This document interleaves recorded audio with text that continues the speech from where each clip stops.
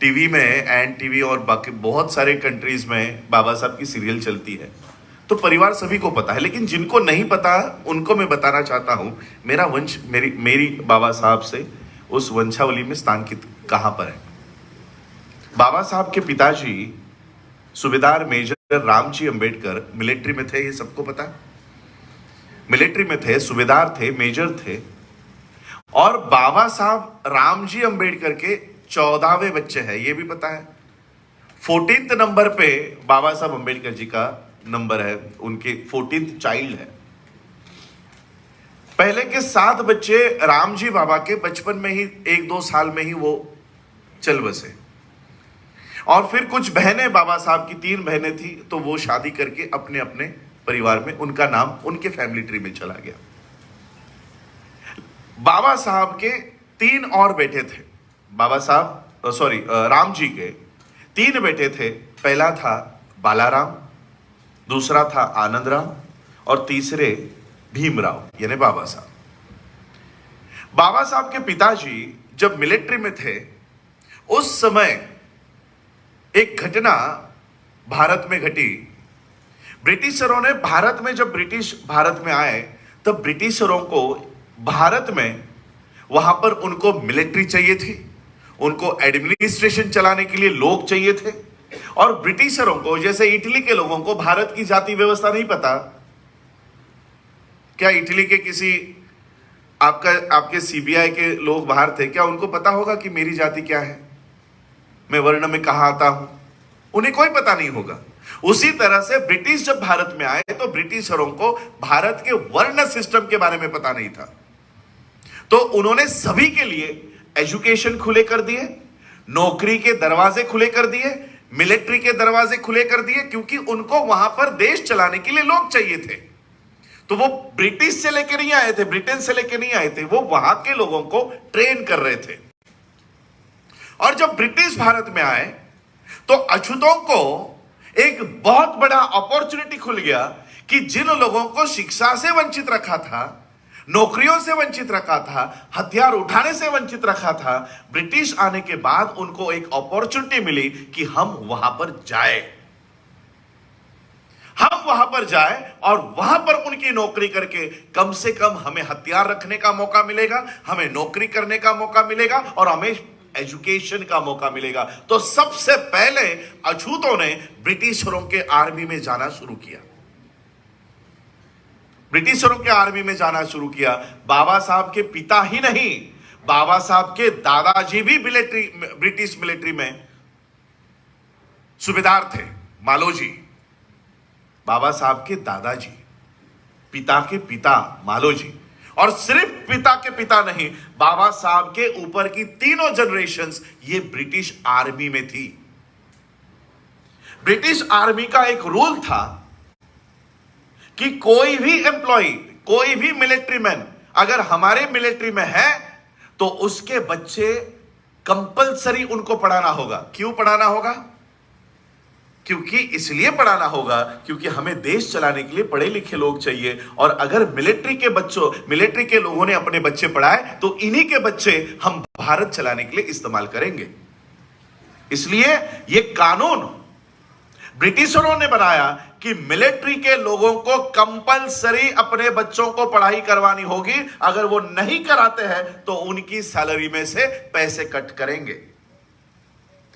मालोजी ने राम जी को पढ़ाया, यानी बाबा साहब के पिता को। मालोजी ये ब्रिटिश आर्मी में हेड मास्टर पोस्ट पे रिटायर हुए, पता है? हेड मास्टर, यानी सिर्फ बाबा साहब पढ़े लिखे नहीं थे, बाबा साहब के पिता भी पढ़े लिखे थे। और ये तब थे जब मनु का कानून लागू था, क्योंकि ब्रिटिश जहां पर एक्टिवेट थी वहां पर मनुस्मृति नहीं थी, क्योंकि ब्रिटिशरों को मनुस्मृति के बारे में पता नहीं था। तो ब्रिटिश मनुस्मृति के अनुसार नहीं चल रहे थे, वो उनके कानून के अनुसार चल रहे थे। और इसलिए वो सभी को एजुकेशन दे रहे थे, नौकरी दे रहे थे, मिलिट्री में भर्ती करवा रहे थे। और अछूतों की उन्होंने बटालियन बना दी थी, उन्हें पता नहीं था कौन अछूत है। और उसी समय भारत में एक युद्ध लड़ा गया पेशवाओं के खिलाफ, ब्रिटिश आर्मी खड़ी हुई और ब्रिटिश आर्मी में अछूत लोग खड़े हुए। आपको पता है 1818 की लड़ाई क्या है? भीमा कोरेगांव, ये नाम सुना है आपने? भीमा कोरेगांव का जो स्तंभ है वो ब्रिटिशरों ने अछूतों के सम्मान में महाराष्ट्र में बनाया है। अनटचेबल मिलिट्री के सम्मान में, जैसे हम लोग कौन सा फ्रांस में क्या है वो स्टैचू, वो टावर को क्या कहते हैं? Eiffel tower. आईफल टावर के सामने ही एक और मॉन्यूमेंट था जिसके ऊपर कुछ नाम लिखे हुए थे। तो मैंने पूछा ये क्या क्या मॉन्यूमेंट है? तो उन्होंने कहा उस समय किसी मिलिट्रीज के सम्मान में उन्होंने वो मॉन्यूमेंट वहां रखा, बनाया है। इसी तरह से ब्रिटिशरों ने, अनटचेबल्स ने उनके साइड से जो लड़ाई लड़ी और वो लड़ाई जीती, उसलिए उनके सम्मान में, उनके याद में भारत में एक पिलर खड़ा किया, उसके ऊपर सभी के नाम लिखे हुए हैं। यह है भीमा कोरेगांव का स्तंभ। यह भीमा कोरेगांव का स्तंभ, यह भीमा कोरेगांव का पिलर गुम हो गया था। अब स्तंभ, इतना बड़ा स्तंभ कैसे गुम हो सकता है? यह गुम हुआ स्तंभ बाबा साहब ने ढूंढ निकाला। बाबा साहब अंबेडकर जी ने ढूंढ निकाला और बाबा साहब हर 1 जनवरी को उस स्तंभ को नमन करने के लिए जाया करते थे। और लोगों से क्या कहते थे पता है? लोगों को आकर कहते थे, अरे तुम लोग भेड़ बकरियों की संतानें नहीं हो, तुम भेड़ बकरियां नहीं हो, तुम शेर की वंशज हो। और अगर मेरी बात पर विश्वास नहीं है तो इस भीमा कोरेगांव के स्तंभ पर जाकर अपने पूर्वजों के नाम ढूंढ लो। तुम्हारे पूर्वजों ने पेशवाओं के खिलाफ लड़ाई लड़कर पेशवाओं को हराया है। तो ये लड़ाई क्या थी पता है? कैसे हुई थी लड़ाई? क्यों ब्रिटिशरों ने हमारी याद में भीमा कोरेगांव का स्तंभ क्यों बनाया है? लड़ाई तो बहुत सारी लड़ी गई थी, फिर ये क्यों स्तंभ बनाया है? ये लड़ाई लड़ी गई 500 अनटचेबल योद्धाओं के बीच और 28,000 पेशवाओं के बीच। नंबर अपने दिमाग में लेकर आओ, यहां पर सिर्फ 500 लोग हैं और यहां पर 28,000 लोग हैं। ये 500 लोगों के पैरों में जूते भी नहीं हैं और इन 28,000 लोगों के पास घोड़े हैं, हाथी है, भाले हैं, तलवारें हैं। इनके पास जूते नहीं है, तलवार कहां से लाए? और ये लड़ाई लड़ी एक नदी के पात्र में, एक नदी के रिवर के वेसल में, जिस रिवर का नाम है भीमा कोरेगांव। इसलिए इस युद्ध को भीमा कोरेगांव की लड़ाई कहा जाता है। 1817 के 31 दिसंबर के रात को यह लड़ी और इसका रिजल्ट 1 जनवरी 1818 को हम लोग जीते। रात भर यह लड़ाई चली, रात भर। पता है ये अनटचेबल योद्धा, जब ब्रिटिशरों ने पेशवाओं के खिलाफ ये लड़ाई को अनाउंस किया, ये लड़ाई पुकारी, तो सबसे पहले ये अनटचेबल किसके पास गए पता है? ये अछूत योद्धा किनके पास गए पता है? पेशवाओं के पास गए। पेशवाओं के पास गए और पेशवाओं को कहा कि तुम हमारे भाई हो, तुम हमारे लोग हो, हम तुम्हारे साथ लड़ना नहीं चाहते,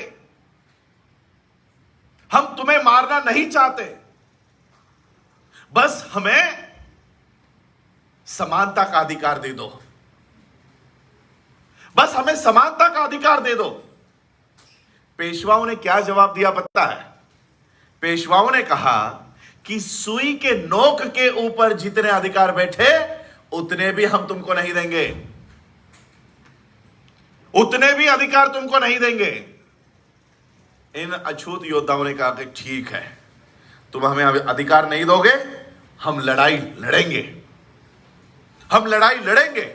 उन 500 लोगों ने 28,000 इस सेना के खिलाफ, पेशवाओं के खिलाफ वो लड़ाई लड़ी और सिर्फ लड़ी ही नहीं, जी जान से लड़े और 28,000 लोगों को, पेशवाओं को इन 500 अछूत योद्धाओं ने मार गिराया और इसका परिणाम यह हुआ कि पेशवा राज खत्म हो गया।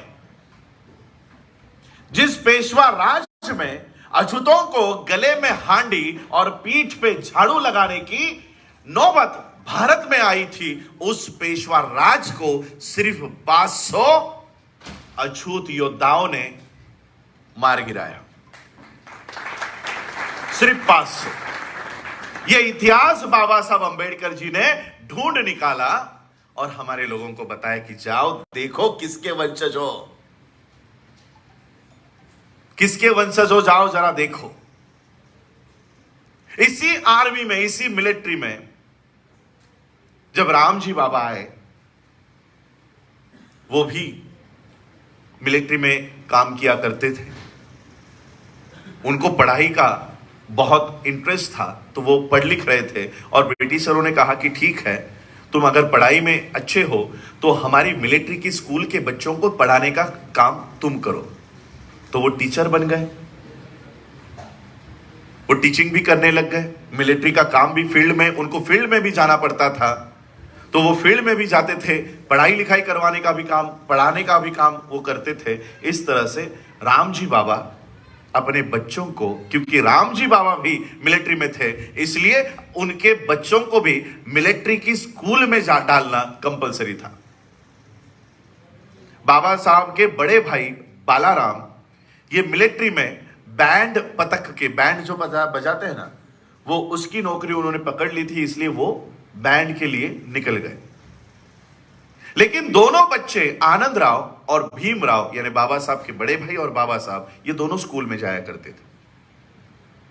बाबा साहब से 6 साल बड़े थे आनंद राव, 6 साल बड़े थे, इसलिए 4 क्लास बाबा साहब से आगे चल रहे थे। जब बाबा साहब पहली में गए तो आनंद राव चौथी में गए थे। तो ये पेशवाओं ने आगे चलकर ब्रिटिशरों से उनकी और एक कई पराजय हुआ। पराजय होने के बाद ब्रिटिशरों से पेशवाओं ने एक कंडीशन रखी। पेशवाओं ने कहा कि ठीक है, हम पराजित हो गए हैं, हम अपना राजपाट समेटने को तैयार हैं, हम अपना राजपाट समेटने को तैयार है, लेकिन हम आपसे एक गुजारिश करते हैं, जिन अछूतों के वजह से हमारा पराजय होता है, हम आपसे गुजारिश करते हैं कि इन अछूतों की एंट्री मिलिट्री में बंद कर दो, इन अछूतों की एंट्री मिलिट्री में बंद करवाओ। अब ब्रिटिश हमारे सगे तो थे नहीं, उन्होंने देखा कि ब्रिटिश एक पेशवा रूलर अगर ये डिमांड कर रहा है कि अछूतों की एंट्री बंद कर दो, हमारे पास तो बहुत लोग हैं, इनकी एंट्री बंद कर देते हैं। और अंग्रेजों ने हमारी मिलिट्री की एंट्री बंद करवा दी। अंग्रेजों ने हमारी मिलिट्री की एंट्री बंद करने से 2 दुष्परिणाम शुरू हुए। एक, हमारी नौकरियां चली गई और हमारे बच्चों को जो एजुकेशन मिल रहा था वो बंद हो गया। 2 दुष्परिणाम इससे शुरू हो गए, पैसा खत्म हो गया और एजुकेशन खत्म हो गया। जब ये रूल बना, जब ये दोनों में ये डील हुई, तब राम जी बाबा मिलिट्री के सर्विस में थे और उनकी 20 साल की नौकरी और बाकी थी, 20 साल की नौकरी और उनकी बाकी थी। लेकिन क्योंकि पेशवाओं ने अछूतों की एंट्री बंद करने का डील उनके सामने रखी और ब्रिटिशरों ने कबूल कर दी, राम जी बाबा की एक ही रात में नौकरी चली गई। राम जी बाबा की एक ही रात में नौकरी चली गई। इसका दुष्परिणाम यह हुआ कि बाबा साहब और आनंद राव दोनों का एजुकेशन खत्म हो गया, दोनों का एजुकेशन बंद हो गया। और फिर नौकरी छूटने के बाद एक नई नौकरी करने के लिए बाबा साहब के पिता, बाबा साहब की बुआ और बाबा साहब आनंद राव बालाराम, ये सभी अपना गांव छोड़कर, क्योंकि गांव में सबको पता है कि मेरी जाति क्या है, तो जाति के नाम से लोग काम नहीं देंगे। तो बाबा साहब के पिता ने गांव छोड़ने का डिसीजन लिया कि इस गांव में अब मैं रह नहीं पाऊंगा, क्योंकि ब्रिटिश थे तो नौकरी थी, अब ब्रिटिश नहीं नौकरी में रह रहा तो मेरी पगार बंद हो गई और इस गांव में मुझे कोई नौकरी देगा नहीं, नौकरी देगा नहीं। बाबा साहब अंबेडकर जी का या उस हमारे परिवार का जो असली सरनेम है वो सकपाल है, असली सरनेम सकपाल है, लेकिन ये कास्ट बेस्ड सरनेम है। किसी को भी इंडिया में जाकर पूछ लो कि ये सकपाल है तो वो पहचान जाएगा कि ये अछूत है ना। आपके यहां पर भी कास्ट नेम सरनेम्स होते हैं इंडिया में। कुलकर्णी बोला तो बोल देगा ये ब्राह्मण है, तिवारी ब्राह्मण है, शर्मा ब्राह्मण है, कोई जाति का सर्टिफिकेट बताने की जरूरत नहीं पड़ती, नामों से ही जाति पता करवा लेते हैं, नामों से ही।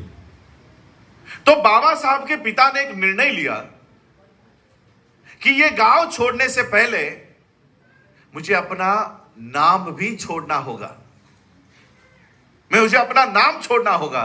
और उन्होंने ये डिसीजन लिया कि मैं आज से अपना नाम सकपाल, ये सरनेम लास्ट नेम सकपाल नहीं लगाऊंगा और मेरी जात पता ना चले, इसलिए उन्होंने अपने गांव का नाम अपने नाम के पीछे लगाना शुरू किया।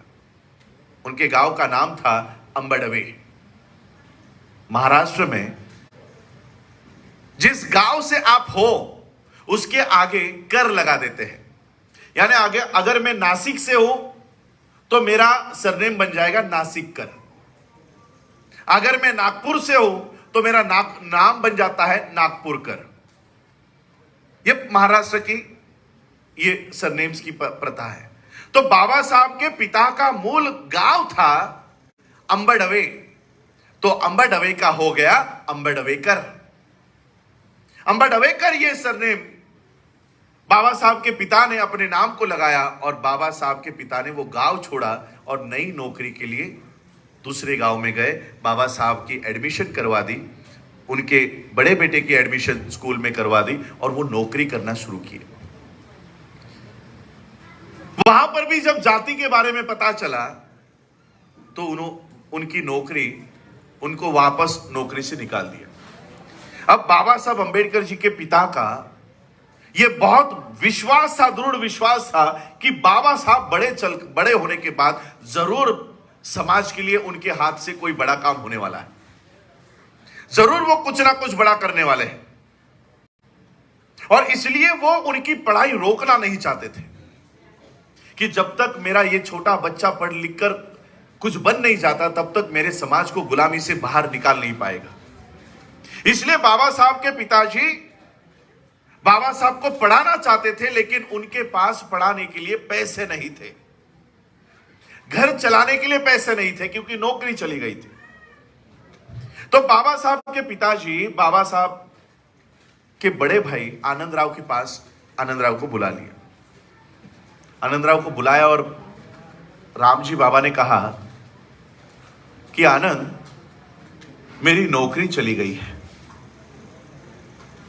मेरी नौकरी चली गई है और मैं जितने पैसे मेरे पास बचे हैं उन पैसों से मैं तुम दोनों की शिक्षा, तुम दोनों का एजुकेशन नहीं कर सकता, तुम दोनों को नहीं पढ़ा सकता। घर खर्च चलाना, दोनों को पढ़ाना, इतने पैसे अब मेरे पास नहीं है। मैं तुमसे विनती करता हूं, मैं तुमसे रिक्वेस्ट करता हूं और तुमने अगर इस रिक्वेस्ट को कबूल नहीं भी किया तब भी मैं तुम पर नाराज नहीं होऊंगा। ये रिक्वेस्ट करते समय मैं बहुत दुखी हूं कि मुझे ये बात तुमसे बोलनी पड़ रही है। एक बाप को अपने बड़े बेटे से ये बात करनी पड़ रही है, इस बात के लिए मैं शर्मिंदा हूं। तुमने अगर इस रिक्वेस्ट को कबूल नहीं भी किया तब भी मैं तुम्हारे निर्णय का सम्मान करूंगा। रामजी बाबा ने 4 साल आगे चल रहे आनंदराव से कहा कि तुम अपनी शिक्षा बंद कर दो, तुम अपनी एजुकेशन बंद कर दो। जो नौकरी मैंने तुम्हारे लिए देखी है, क्या वो नौकरी तुम करोगे? मुझे बहुत उम्मीद है कि भीवा आगे चलकर कुछ बहुत बड़ा काम करने वाला है। बाबा साहब अंबेडकर जी का बचपन का नाम भिवा था। राम जी कहते हैं कि मुझे बहुत उम्मीद है, मुझे पूरा विश्वास है कि यह बच्चा आगे चलकर कुछ बहुत बड़ा इसके हाथों से होने वाला है, और इसलिए मैं इसको पढ़ाना चाहता हूं। मैं आपसे विनती करता हूं, क्या आप अपना एजुकेशन बंद करके जो नौकरी मैंने तुम्हारे लिए देखी है, क्या वो तुम करोगे? आज अगर कोई बड़ा भाई होता तो क्या कहता? मैं नहीं छोड़ूंगा, मैं अपनी एजुकेशन बंद नहीं करूंगा, मैं कोई नौकरी नहीं करूंगा। आज का बड़ा भाई इस तरह का स्टैंड लेता। आनंद राव ने क्या कहा पता है? ये बात राइटिंग एंड स्पीचेस चांगदेव खैरमोड़े के पार्ट 2 में 2nd वॉल्यूम में लिखी हुई है।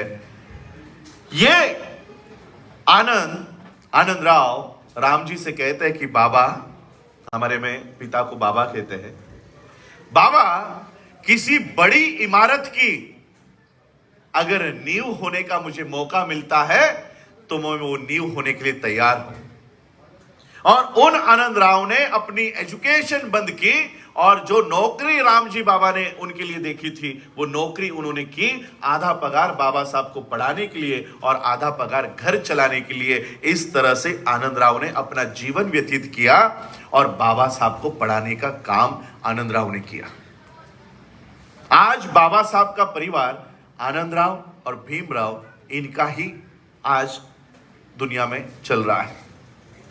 आनंद राव के बेटे मुकुंद राव के बेटे अशोक राव और अशोक के बेटा मैं, ये आज हमारी फैमिली अंबेडकर फैमिली से जानी जाती है।